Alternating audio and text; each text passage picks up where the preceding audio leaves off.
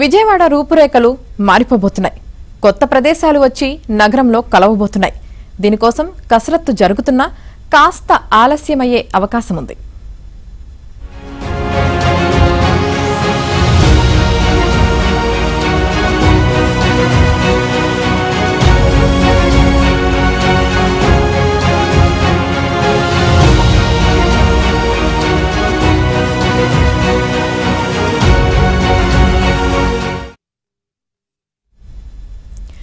Greater విజయవాడపై స్పష్టత వచ్చింది.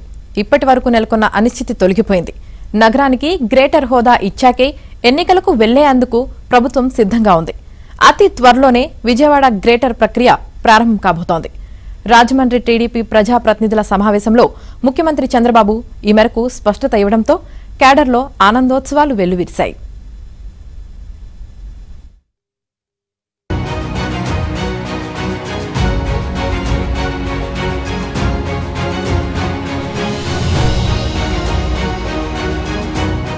రాజమండ్రి లోక్సభ నియోజకవర్గ పరిధిలోని ఎమ్మెల్యేల సమీక్ష సమావేశం జరిగింది.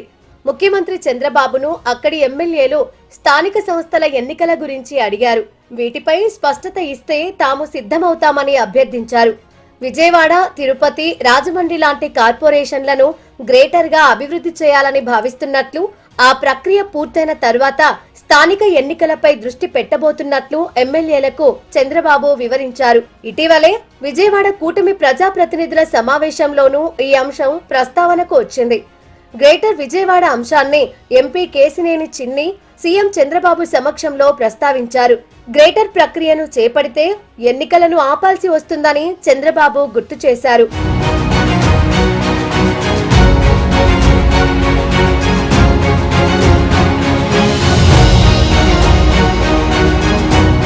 ముఖ్యమంత్రి చంద్రబాబు సానుకూలంగా స్పందించినప్పటికీ ప్రజాప్రతినిధులు, అధికారుల్లో కొంత ఆందోళన నెలకొంది.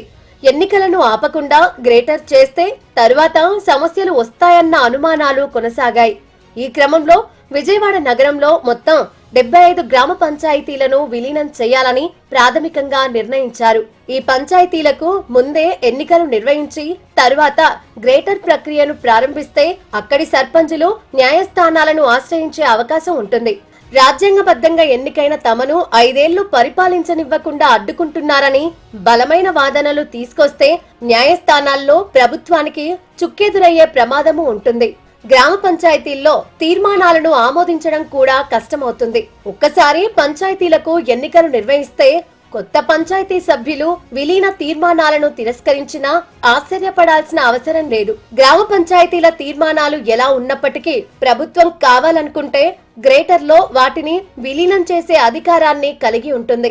మేము సానుకూలంగా తీర్మానం చేయకుండానే విలీనం చేస్తున్నారని పంచాయతీల పాలక వర్గాలు న్యాయస్థానాలను ఆశ్రయిస్తే మాత్రం ఈ ప్రక్రియకు అవాంతరాలు ఏర్పడే అవకాశం ఉంటుంది. స్థానిక సంస్థల ఎన్నికలకు ముందుగానే గ్రేటర్ ప్రక్రియను ముగించాలని ఎన్టీఆర్ జిల్లా ప్రజాప్రతినిధులు భావిస్తున్నారు. ఎన్నికలు నిర్వహించిన తర్వాత ప్రక్రియ చేపడితే లేనిపోని సమస్యలను ఎదుర్కోవాల్సి వస్తుందన్నది వారి అభిప్రాయంగా ఉంది. ప్రజాప్రతినిధుల ఆందోళనలో కూడా వాస్తవం ఉంది. ప్రస్తుతం స్పెషల్ ఆఫీసర్ పాలనలోనే గ్రేటర్ ప్రక్రియ పూర్తి కావాలని ప్రభుత్వం భావిస్తోంది. మేము 2014 నుంచి 19కి అధికారంలోకి వచ్చిన సమయంలో కొన్ని కోర్టు కేసుల వల్ల ఆ రోజు నారా చంద్రబాబు నాయుడు గారు చేయలేకపోయారు. ఎప్పుడో 2004 నుంచి చేద్దామని గ్రేటర్ విజయవాడ వెనుకబడుతుంది. మేము అధికారంలోకి వచ్చిన రోజు కాడి నుంచి కూడా ముఖ్యమంత్రి గారిని కానీ, అధికారులను కానీ, సంబంధిత నారాయణ గారిని కానీ అందరు అధికారులను కూడా విజ్ఞప్తి చేసి ప్రజాప్రతినిధులు అందరం కలిసికట్టుగా విజ్ఞప్తి చేశాం. దాని మీద ముఖ్యమంత్రి గారు కూడా దాని మీద దృష్టి పెట్టి గ్రేటర్ విజయవాడ చేయాలి అనగానే 2 రోజుల్లోనే 75 గ్రామాలు ఏకగ్రీవంగా విలీనానికి తీర్మానాలు ఇచ్చినాయి. అంటే ఇక్కడ ఉన్న ప్రజల యొక్క కోరిక, ఇక్కడ ఉన్న ప్రజల యొక్క సెంటిమెంట్ గ్రేటర్ విజయవాడ. మొన్న కూడా ఎమ్మెల్యేల మీటింగ్లో ఎమ్మెల్యేల ఎంపీలు ఆఫీసర్స్ మీటింగ్లో సీఎం గారి దృష్టికి తీసుకురావడం జరిగింది. వారు కూడా సెన్సెస్ అనేది మార్చి వరకు ఉంది కాబట్టి సెన్సస్ అవ్వగానే గ్రేటర్ విజయవాడని చేద్దాం, తప్పకుండా ఈ ప్రాంత కోరికను తీరుద్దామని వారు కూడా ఒప్పుకోవడం జరిగింది. ఆ పనిలో మేము నిమగ్నమై ఉన్నాం. గ్రేటర్ ప్రక్రియను పూర్తి చేసి అధికారికంగా ప్రకటించడానికి మరో 1 ఏడాది సమయం పట్టే అవకాశం ఉంది. ప్రస్తుతం జనగణన జరుగుతున్న నేపథ్యంలో గ్రేటర్ ప్రక్రియను చేపట్టడం వీలు పడదు. ఈలోపు అంతర్గతంగా గ్రేటర్ ప్రక్రియను చేసుకోవటానికి అవకాశం ఉంది. అధికారికంగా ప్రకటించడానికి జనగణన పూర్తి కావాల్సి ఉంది. ప్రభుత్వ నిర్ణయంతో విజయవాడ మున్సిపల్ కార్పొరేషన్ విఎంసి ఎన్నికలతో పాటు గ్రేటర్ విలీన ప్రతిపాదిత పంచాయతీలలో ఏడాది పాటు ఎన్నికలు నిర్వహించే అవకాశం ఉండదు. ఒకవేళ ప్రభుత్వం స్థానిక సంస్థల ఎన్నికలకు వెళ్లటానికి నోటిఫికేషన్ ఇస్తే విఎంసితో పాటు 75 గ్రామ పంచాయతీలకు మాత్రం ఎన్నికలు జరిగే అవకాశం లేదు. జనగణన పూర్తయ్యాక గ్రేటర్ విజయవాడను అధికారికంగా ప్రకటించిన తరువాత మాత్రమే ఎన్నికలకు అవకాశం ఉంటుంది. ఈ ప్రక్రియ అంతా పూర్తి కావటానికి ఏడాది సమయం పడుతుంది. వార్తను అందించారు కనుక అలాగే అక్కడ ఉన్నటువంటి మౌలిక సదుపాయాలు కానీ ఇక్కడ ఉన్నటువంటి కొన్ని డివిజన్లో సమస్యలు కానీ అన్నింటినీ కూడా గ్రేటర్ పరిధి చేసి గ్రేటర్లో ఏదైతే చుట్టుపక్కల కొంతమంది అపోహలు ఉన్నాయి, ఏది గ్రేటర్ అయితే కనుక మీ అన్ని పన్నులు పెరిగిపోతాయి, అవన్నీ ఏం కాదండి, ఒట్టిదే నమ్మమాకండి. ఏదైతే గ్రేటర్ అనేది మనకు కావాల్సినటువంటి సౌకర్యాలు అన్నీ వస్తాయి కాబట్టి వాటి మీద అవగాహన చేసుకుని అక్కడ ఉన్నటువంటి నాయకత్వంతో బాబు గారితోనూ లోకేష్ గారితో టచ్లో ఉండి అందరూ అక్కడ చుట్టుపక్కల ఉన్న ఎమ్మెల్యేలు కూడా మరి చాలా కష్టపడి పనిచేసే వాళ్ళు అందరూ తెలుగుదేశం పార్టీలో అందరూ సహకరించి ఆ గ్రామాల నుంచి కూడా ఈ యొక్క గ్రేటర్కి సహకరించాలని కోరుకుంటూ సెలవు తీసుకుంటున్నాం. ఏదైతే ఈ రకంగా విజయవాడని అభివృద్ధి చేయాలని ఒక ఆలోచన వచ్చినందుకు వీళ్ళందరికీ ప్రత్యేక ధన్యవాదాలు తెలియజేస్తున్నామండి.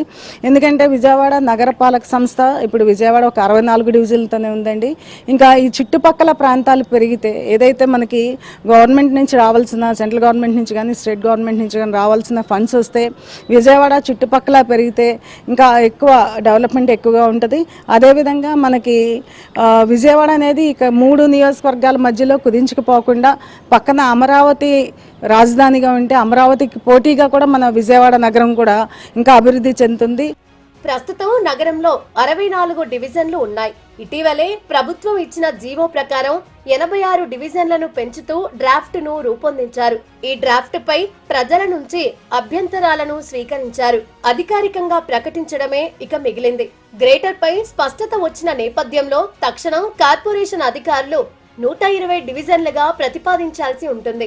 ఇటీవలే ప్రభుత్వం 15 లక్షల లోపు జనాభా ఉంటే 120 డివిజన్లు చేయాలని నిర్ణయించిన సంగతి తెలిసిందే. గ్రేటర్ విలీన ప్రతిపాదిత గ్రామాలను కూడా విజయవాడలో అంతర్భాగం చేసి డివిజన్లుగా వర్గీకరించాల్సి ఉంటుంది. విజయవాడ నగరం 1981లో కార్పొరేషన్ హోదాను సాధించింది. అప్పటి నుంచి ఇప్పటి వరకు 4.5 దశాబ్దాల కాలం పాటు విజయవాడ నగరం కేవలం 61.88 చదరపు కిలోమీటర్ల విస్తీర్ణంలోనే ఉంది. గ్రేటర్ విజయవాడ ద్వారా ఒక్కసారిగా విజయవాడ నగర పరిధి 10 రెట్లు పెరుగుతుంది. మొత్తంగా 661.79 చదరపు కిలోమీటర్లు అవుతుంది. గ్రేటర్ విలీన గ్రామాల పరిధిలో 599.91 చదరపు కిలోమీటర్ల మేర అదనంగా కలపాల్సి ఉంటుంది.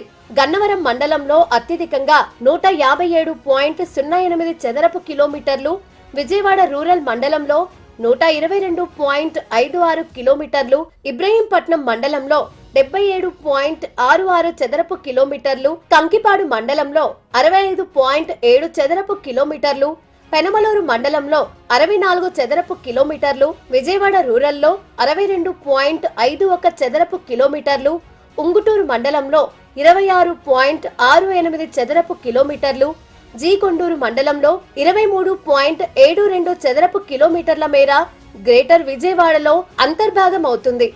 ఈ చుట్టుపక్కల ఉన్నటువంటి సుమారు 75 నుంచి 80 గ్రామాల వరకు కూడా విజయవాడ నగరంలో విలీనం అవటానికి, వారికి మౌలిక సదుపాయాలు ఏర్పాటు చేయటానికి, అట్లాగే ఇప్పుడున్నటువంటి విజయవాడకి అర్బన్ ఏరియాస్ కూడా లింక్ రోడ్లు కానివ్వండి, బ్రిడ్జెస్ కానివ్వండి, మరి ఇతరత్ర మెరుగైనటువంటి సదుపాయాలు, మంచినీటి సదుపాయాలు కానివ్వండి, అండర్ గ్రౌండ్ డ్రైనేజ్ సదుపాయాలు కానీ ఎన్ని వచ్చే పరిస్థితి ఉంది.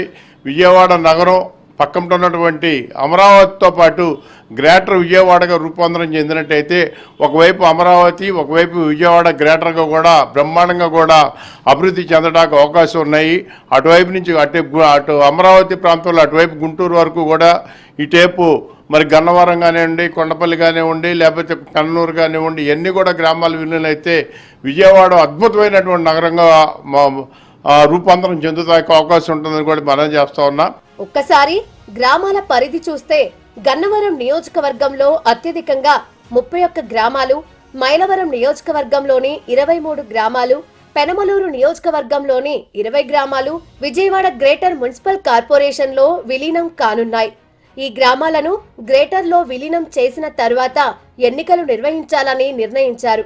ప్రస్తుతం ఈ గ్రామాలన్నింటిలో కూడా ప్రత్యేక అధికారుల పాలన ఉండడంతో వారి నుంచి తీర్మానాలు తెప్పించుకోవాలని కూడా ప్రభుత్వం నిర్ణయించింది. దీనిపై త్వరలోనే నోటిఫికేషన్ ఇచ్చి గ్రేటర్గా మార్చేందుకు అవసరమైన అన్ని చర్యలు తీసుకోవాలని ప్రభుత్వం భావిస్తోంది.